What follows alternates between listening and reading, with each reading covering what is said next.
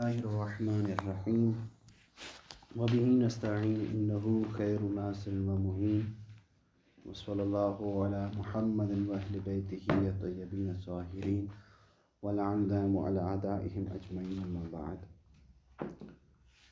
سابقہ مباحثے میں ذکر ہوا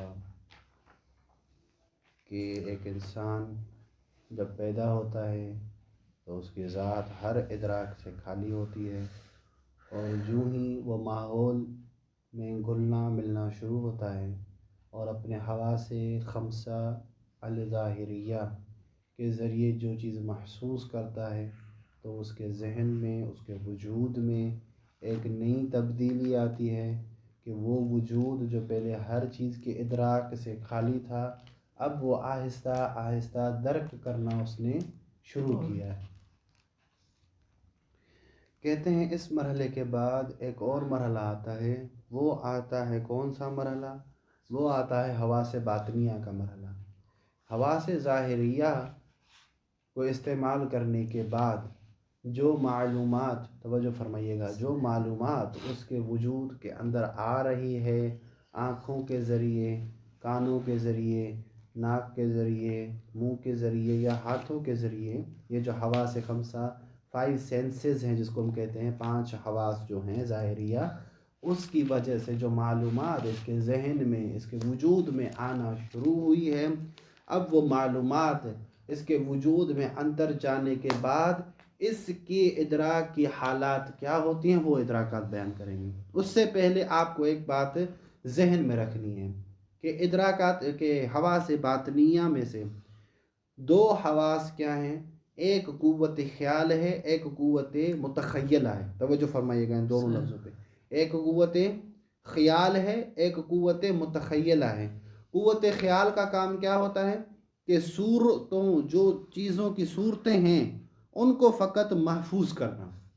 توجہ فرمائیے گا، قوت خیال جو انسان کی ہوتی ہے، انسان کے وجود کے اندر، وہ اشیاء کو دیکھ کر، چیزوں کو دیکھ کر اس کی صورتوں کو اپنے ذہن میں بس بٹھا لیتا ہے، منطبق ہو جاتی ہیں، طبع ہوتی ہیں اس کے ذہن میں، چاپ ہو جاتی ہیں، ٹھیک۔ دوسری ہوتی ہے قوت متخیلہ۔ قوت متخیلہ یعنی کیا ہے؟ یعنی جو صورتیں انسان کے وجود میں، انسان کے ذہن میں جمع ہوتی ہیں، اس میں قوت متخیلہ تصرف کرتی ہے، ایک صورت کو دوسرے کو تیسرے کو چوتھے کے ساتھ اس کے نسبت دیتی رہتی ہے، تخیل دیتی ہے۔ اگر آپ نے ایک چیز دیکھی ہے، مثال کے طور پر ایک گاؤں دیکھا ہے، آپ کے ذہن میں وہ گاؤں کا خاکہ، وہ نقشہ آپ کے ذہن میں نقش ہو گیا ہے کہ گاؤں میں یہ چیزیں ہوتی ہیں۔ یا ایک شہر ہے، وہ آپ نے گھوما، آپ نے ایک شہر میں دیکھا کہ شہر میں یہ بھی ہوتا ہے، یہ بھی ہوتا ہے، یہ بھی ہوتا ہے، یہ بھی ہوتا ہے۔ ایک اسکول آپ نے دیکھا، آپ نے اسکول میں یہ چیزیں دیکھی، ایک اسکول یہ بھی ہوتا ہے، یہ بھی ہوتا ہے۔ آپ نے یونیورسٹی دیکھی، کالجز دیکھے، ساری چیزیں آپ کی قوت خیال نے سب کی تصویریں لے کے آپ کے ذہن میں منطبع کر دی، طبع ہو گئی آپ کے ذہن میں، ٹھیک۔ اب جب آپ کسی گفتگو میں بیٹھتے ہیں اور آپ کے سامنے لفظ گاؤں بولا جاتا ہے، کوئی بلد بولا جاتا ہے، تو آپ کی قوت متخیلہ جو آپ کے ذہن میں محفوظ صورتیں ہیں ان میں تصرف کرنا شروع کرتی ہے اور دیتی ہے کہ گاؤں اس طرح ہوتا ہے، جو لفظ اس بندے نے کہا ہے نا گاؤں کا، تو گاؤں کیسا ہوتا ہے؟ ایسا ہوتا ہے۔ اسکول لفظ کہیں گے تو وہ صورت، اسکول والی جو صورت ہے وہ آپ کے ذہن سے قوت متخیلہ لے کے اس میں تصرف کرے گی۔ یہ آپ کے حواس باطنیہ اندر سے شروع ہو گئے اپنا کام کرنا، ٹھیک ہے۔ توجہ فرمائیے گا، یہ جو عبارت ہے، اس عبارت میں مرحوم مظفر پہ ایک اشکال ہے کہ مرحوم مظفر نے اپنی جو یہ عبارت پیش کی ہے دوسرے مرحلے کی انسان کے، کہ حواس ظاہریہ کے بعد جو حواس باطنیہ میں انسان کا تصرف شروع ہوتا ہے، اور جو قوت علم خیالی کا انہوں نے ایک خاکہ بنا کے آپ کے سامنے پیش کیا ہے، یہ قوت خیال کا خاکہ نہیں، یہ قوت متخیلہ کا خاکہ آپ کے سامنے پیش کیا ہے، ٹھیک ہے۔ کیونکہ انہوں نے عبارت میں ایک لفظ استعمال کیا ہے کہ وہ جو صورتیں ان کے پاس محفوظ ہو گئیں، وہ جو صورتیں ان کے پاس محفوظ ہو گئی ہیں، آنکھ کے ذریعے یا کان کے ذریعے جو چیز آواز آپ کے سامنے کیا ہو گئی؟ محفوظ ہو گئی ہے، اس کے بعد انسان کیا کرتا ہے، ایک چیز کو دوسری چیز کی طرف نسبت دینا شروع کرتا ہے، آہستہ آہستہ آہستہ. صحیح. تو یہ نسبت دینا کس کا کام ہے؟ قوت خیال کا یا قوت متخیلہ کا؟ قوت متخیلہ کا کام ہے. مرحوم مظفر پہ یہ اشکال ہے کہ آپ نے قوت متخیلہ کی بات کی ہے اور آپ کہہ رہے ہیں کہ یہ علم خیالی ہے. علم خیالی وہ علم ہوتا ہے جو قوت خیال کے ذریعے حاصل کیا جائے، یعنی فقط انتباع صور الاشیاء، نہ کہ التصور فی صور المنتبعہ. توجہ فرمائی آپ نے. قوت خیال کا کام کیا ہوتا ہے؟ انتباع صور الاشیاء فی ذہن الانسان، اور قوت متخیلہ کا کام ہے التصرف فی صور المنتبعہ فی ذہن الانسان. آپ نے جو علم خیالی کا خاکہ پیش کیا ہے وہ علم خیالی کا نہیں ہے، بلکہ وہ متخیلہ کا آپ نے سارا پیش کیا ہے.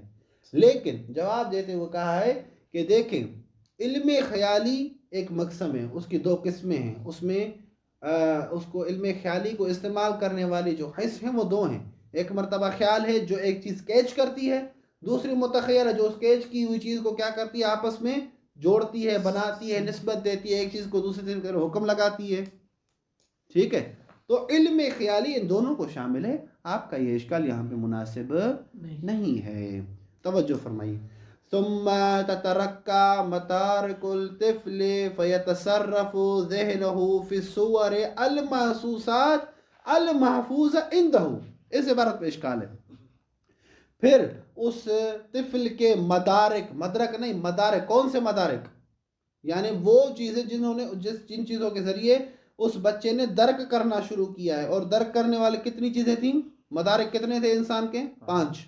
وہ حواس ظاہریہ ہیں. ٹھیک ہے. قوت باصرہ، قوت سامعہ، قوت شامعہ، قوت ذائقہ، قوت لامسہ. احسنتم.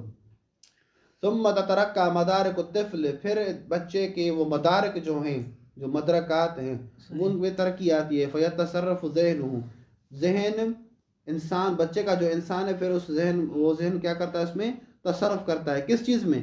فیتصرف ذہنہ فی صور المحسوسات المحفوظت عنده. پھر وہ صورتیں، وہ تصویریں جو اس بچے کے پاس، جو اس نے محسوس کی ہیں، اس کے پاس محفوظ ہیں، ذہن اس میں کیا کرتا ہے؟ تصرف کرنا شروع کرتا ہے ان میں، اس کو استعمال کرنا. اب یہ کہ جو تصرف والی جو عبارت ہے یہ کس کے لیے ہوگی؟ پھر متخیلہ کے لیے، خیال کے لیے نہیں ہے. فَيُنْسَبُ بَعْضُهَا إِلَى بَعْضٍ، بعض صورتوں کو اس کا ذہن بعض صورتوں کی طرف نسبت دیتا ہے، حکم لگاتا ہے، جوڑتا ہے. هَذَا أَطْوَلُ مِنْ ذَاكَ وَهَذَا أَنْوَرُ مِنَ الْآخَرِ. مثلا کہ یہ صورت اس صورت سے زیادہ لمبی ہے، یا یہ چیز اس چیز سے زیادہ منور ہے، یا یہ چیز اس چیز سے زیادہ موٹی ہے، یہ چیز اس چیز سے فلاں ہے، فلاں. یہ جو نسبتیں ہم دیتے ہیں نا، یہ چیز فلاں چیز کے فلاں چیز کی نسبت کیا ہے؟ یہ ہے. یہ کون کرتا ہے؟ قوت متخیلہ. توجہ فرمائیے گا. وَيُؤْلَفُ بَعْضُهَا مِنْ بَعْضٍ تَعْلِيفًا قَدْ لَا يَكُنْ لَهُ وُجُودٌ فِي الْخَارِجِ وَقَدْ يَكُنْ لَهُ وُجُودٌ فِي الْخَارِجِ. اور بعض کو بعض سے بناتا ہے، یعنی بعض صورتوں کو بعض صورتوں سے بنا کے کیا کرتا ہے؟ ایک چیز بنا کے پھر کیا کہتا ہے؟ ہو سکتا ہے کہ پھر وہ جو چیز بنائی ہوئی ہے اس بچے نے، ہو سکتا ہے ایک مرتبہ اس کا خارج میں وجود ہو سکتا ہے ایک مرتبہ اس کو خارج میں وجود نہ ہو. ٹھیک ہے. جیسے میں اگر آپ کو کہوں کہ سونے کا پہاڑ، آپ کے ذہن میں کتنی چیزیں آئیں؟ ایک سونا آیا، ایک اس کا پہاڑ آیا. تو آپ کیا سمجھیں گے کہ دنیا میں ایک ایسا پہاڑ ہے جو اندر سے اور باہر سے بالکل سونے کا بنا ہوا ہے. لیکن دنیا میں کوئی ایسا پہاڑ پایا جاتا ہے؟ آپ نے تو تصور کر لیا نا. ہو سکتا ہے اس تصور کا، ہو سکتا ہے بعض میں وجود، خارج میں وجود نہ ہو. وَيُؤْلَفُ بَعْضُهَا مِنْ بَعْضٍ تَعْلِيفًا، اور بعض کو بعض سے اس طرح تعلیف کرتا ہے کہ کبھی کبھی قد لا یکن لہ وجود فی الخارج، اصلاً اس کا باہر میں کوئی وجود نہیں ہوتا.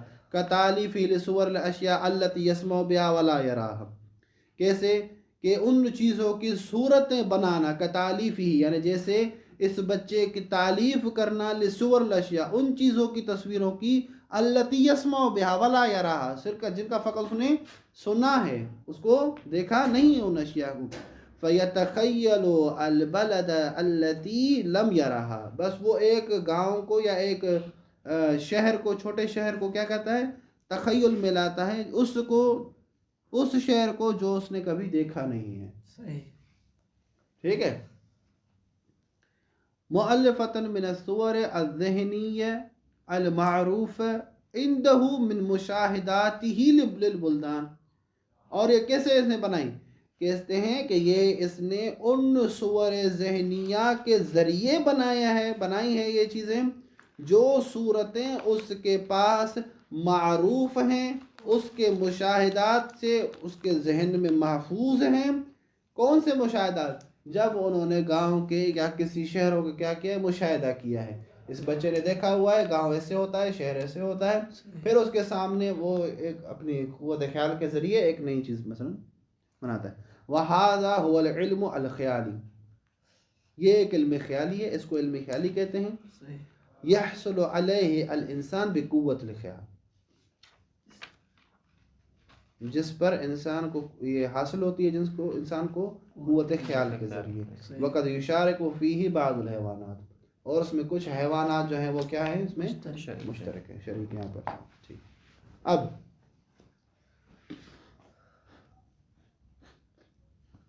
ٹھیک یہاں پہ ایک اور مرحلہ علم حصے باطنی کا، وہ کیا ہے؟ دوسری حصے باطنی وہ ہے قوت واہمہ.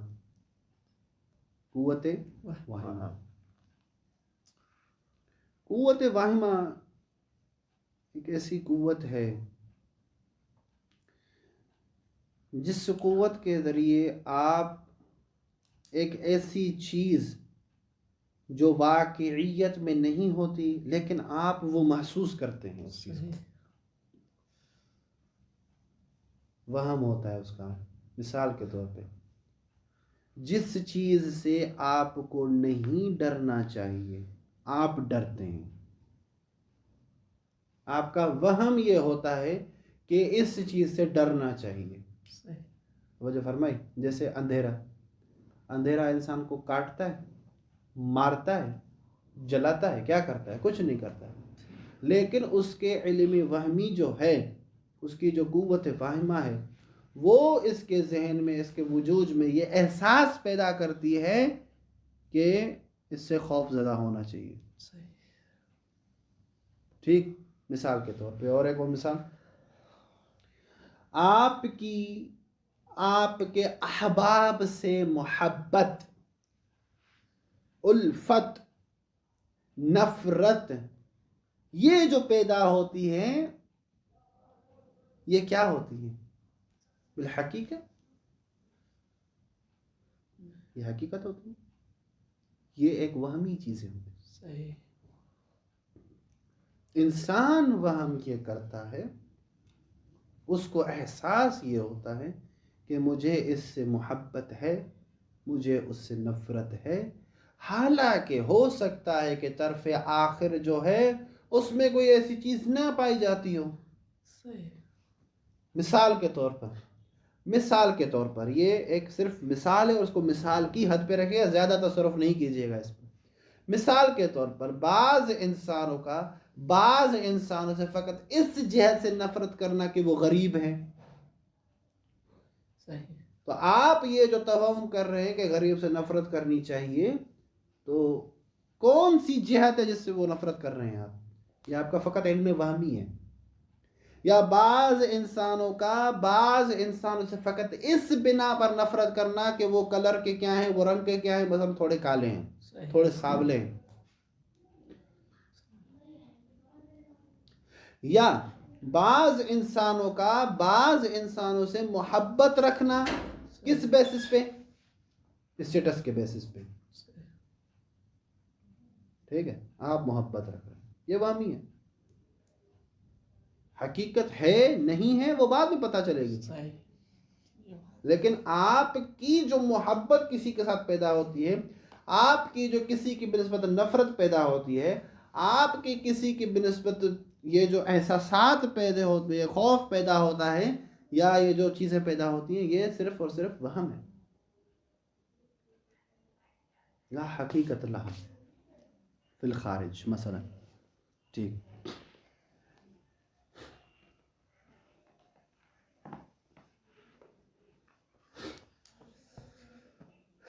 اب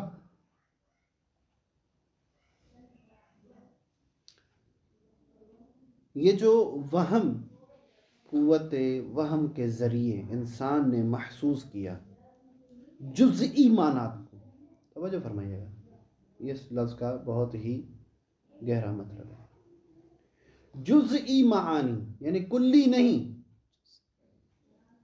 بڑا گہرا لفظ ہے یہ. جزئی معانی کو درک کرنا، اور وہ جزئی معنی کون سی؟ جن کا کوئی مادہ نہیں، جن کی کوئی مقدار نہیں، جس کو آپ ناپ نہیں سکتے، جس کو آپ تول نہیں سکتے، جن کو آپ اٹھا نہیں سکتے مادی صورت کے ساتھ، کہیں اور رکھ نہیں سکتے. ٹھیک ہے، ایسی جزئی چیزیں یہ جو آپ محسوس کرتے ہیں، یہ آپ کی قوت خیال کی وجہ سے ہے.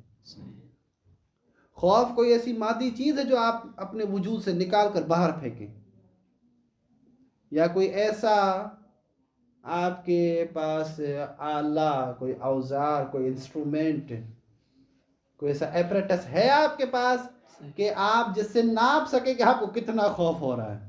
70% خوف ہو رہا ہے، 75، 70%، 60%، 80%، کوئی ماپا نہیں، کوئی چیز نہیں.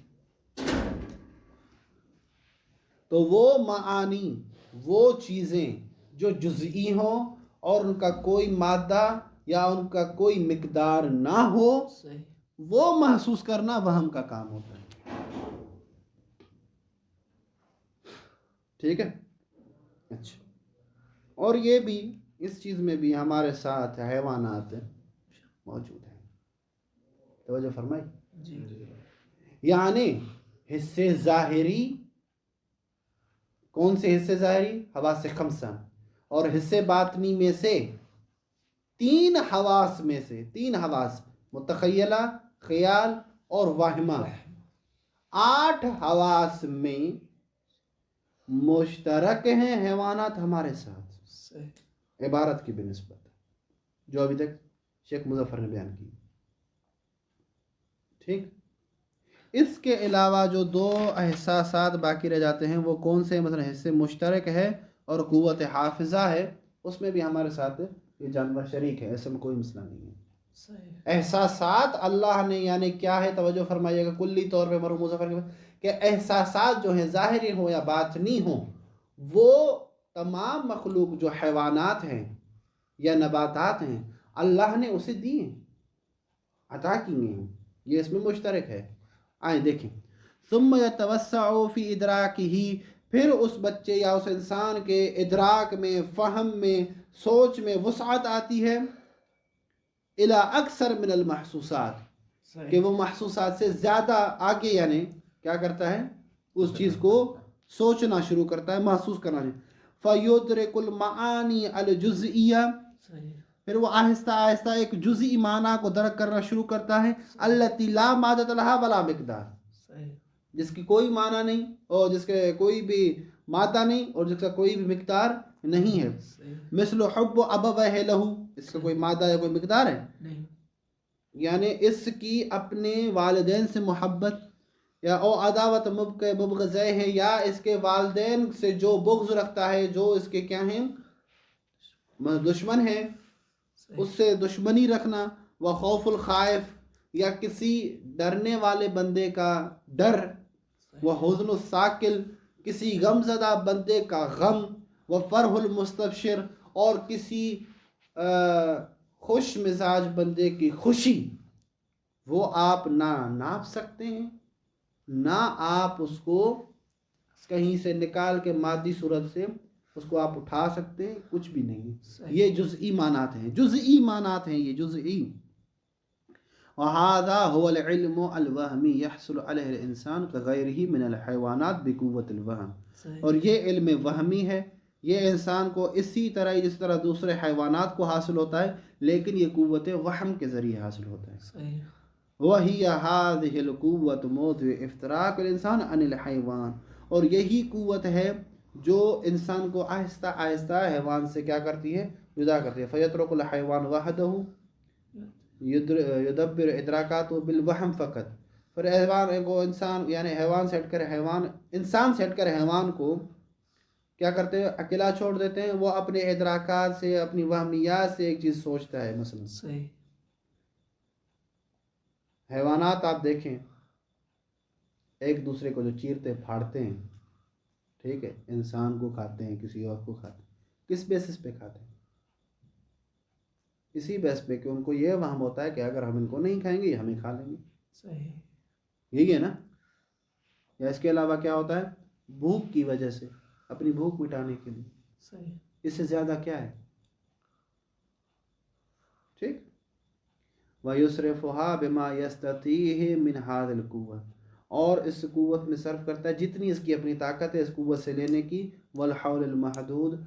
اور جو اس کا معاشرہ محدود ہے یا اس کے آس پاس جو چیزیں ہیں اس کے اعتبار سے یہ چیزیں کیا کرتا ہے؟ اس کو سوچنا اور شروع کرتا ہے. اچھا، جب یہ احساسات میں توجہ فرمائیے آپ نے یہاں تک کیا آپ نے حاصل کیا کہ جو احساسات ہیں خواہ وہ ظاہری ہوں خواہ وہ باطنی ہوں، ان دونوں میں سے تمام احساسات میں جو 10 احساس ہیں، 10 حواس ہیں، 5 ظاہری 5 باطنی، ان 10 حواس میں حیوان ہمارے ساتھ ساتھ ساتھ چل رہا ہے. ٹھیک ہے، کسی میں زیادہ، کسی میں کم، کسی میں بالکل نہیں، کسی میں بہت زیادہ، کسی میں برابر. ٹھیک ہے، یہ اس میں سمجھا. ابھی سوال یہ پیدا ہوتا ہے کہ جب حیوانات کے ساتھ ہم اتنا گھل مل ہی گئے ہیں تو کوئی جدائی تو ہونی چاہیے نا، کوئی فصل تو ہونی چاہیے نا. ایک جنس حیوان، اس کے اندر بہت ساری انواع موجود ہیں. ٹھیک ہے، بکری ہے، بھیڑ ہے، گھوڑا ہے، گدھا ہے اور بہت ساری چیزیں، اس میں ایک انسان بھی ہے. تو ان کے درمیان کوئی فصل تو ہونی چاہیے نا، کوئی تمیز کا دائرہ تو ہونا چاہیے تاکہ پتہ چلے کہ یہ انسان ہے، یہ انسان کے علاوہ دوسرے حیوانات ہیں. صحیح. اور اس انسان کو ایک ایسی خاص چیز اللہ نے عطا کی ہے، ایسی خاص چیز عطا کی ہے کہ وہ تمام حیوانات اس چیز سے خالی ہیں، اور انسان ان تمام حیوانات سے بلکہ تمام موجودات سے اشرف ہے، اشرف المخلوقات ہے. توجہ فرما لیا آپ نے؟